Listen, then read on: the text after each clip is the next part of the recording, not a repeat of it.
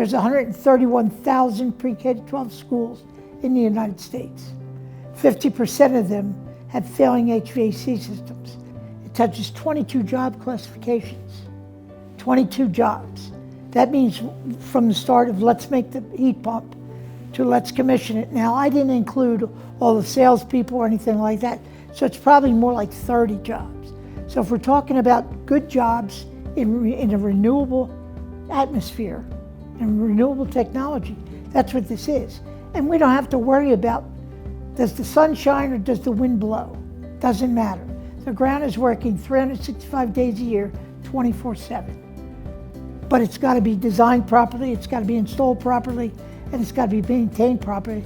And that's what the International Ground Source Heat Pump Association does.